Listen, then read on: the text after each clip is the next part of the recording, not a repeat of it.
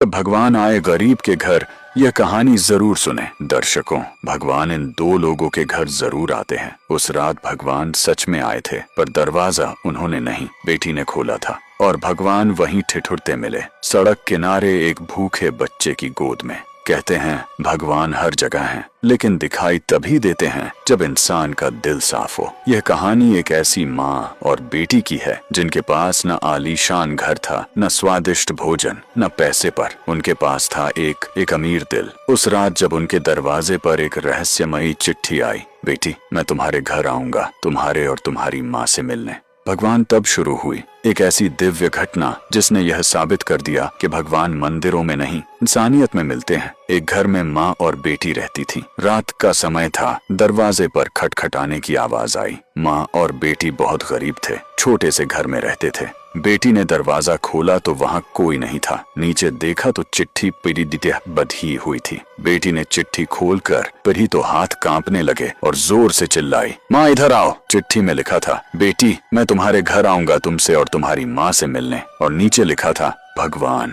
माँ ने कहा, यह शायद हमारी गली के किसी लड़के ने तुम्हें छेड़ने के लिए बहुत गंदी शरारत की है। लेकिन बेटी को माँ की बात पर यकीन नहीं हुआ। बेटी बोली, माँ पता नहीं क्यों मुझे यह सच लग रहा है। माँ को मना कर बेटी और माँ दोनों तैयारी में लग गईं। घर भले ही छोटा था, लेकिन दिल बहुत अमीर था। घर पर एक चटाई थी, मेहमानों के लिए वही निकाल कर बिछा दी और रसोई में जाकर देखा तो खाने का एक दाना भी नहीं था। बेटी और माँ दोनों गहरी सोच में पड़ गईं। अगर भगवान सच में आ गए तो खाने में क्या देंगे? आगे पीछे कुछ नहीं सोचा। बेटी के पास बचत के सिर्फ 300 रुपए थे। दोनों ने वो पैसे उठाए, छाता और कंबल लेकर किराने की दुकान के लिए निकल पड़ी। बारिश होने वाली थी और ठंड भी बहुत थी। उन्होंने एक पैकेट दूध, एक मिठाई का डिब्बा और कुछ चीजें खरीदी, कुल 200 रुपए की। उन्हें लगा शायद भगवान घर पहुंच चुके होंगे। घर से थोड़ी दूर ही पहुंची थी कि जोरदार बारिश शुरू हो गई और सड़क किनारे एक पति पत्नी खड़े थे। उनके हाथ में एक छोटा बच्चा था जो तेज रो रहा था। ऑटो पास से गुजरा तो बेटी ने देखा कि बच्चा बुखार से तप रहा था और उनके पास खाने के लिए कुछ नहीं था। एक तरफ भगवान घर आने वाले थे और दूसरी तरफ ये जरूरतमंद लोग थे।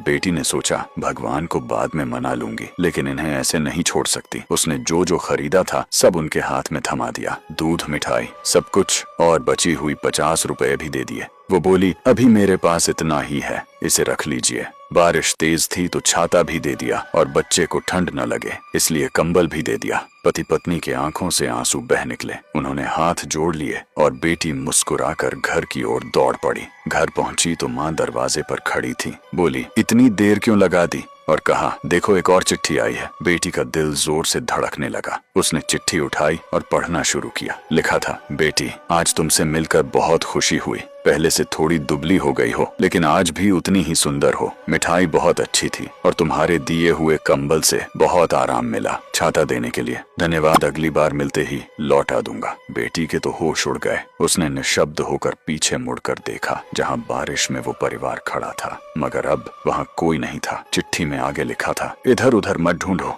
मुझे, मैं तो कण कण में हूँ। जहाँ पवित्र सोच हो मैं वहीं हूँ, जहाँ सच्ची करुणा हो मैं उसी मन में वास करता हूँ। यदि दिखे कोई जरूरतमंद तो जान लो मैं उसी में हूँ। यह पढ़कर बेटी जोर से रो पड़ी। माँ को सब बताया। दोनों भावुक हो गईं और पूरी रात सो नहीं पाईं। अगली सुबह जब सूरज निकला तो उनके चेहरे पर शांति थी और मन में एकांत विश्वास कि भगवान सच में आए थे। वो किसी रूप में नहीं बल्कि एक अनुभव बनकर आए थे। दोस्तों, अब आपसे एक सवाल है, क्या वो बेटी सच में गरीब थी? सोचिए, क्योंकि इंसान मरने के बाद तो अपने साथ पैसा नहीं बल्कि कर्म लेकर जाता है, और जरूरी नहीं कि हर पैसे वाला व्यक्ति अच्छे कर्म लेकर जा रहा हो। इसलिए कोशिश कीजिए कि पैसों से नहीं कर्मों से अमीर बनिए, क्योंकि भगवान वही है जहां इंसानियत अब भी जिंदा है। दर्शकों, यदि आपने यह पोस्ट लास्ट तक देखी है तो कमेंट बॉक्स में जरूर लिखें, श्री हरि विष्णु।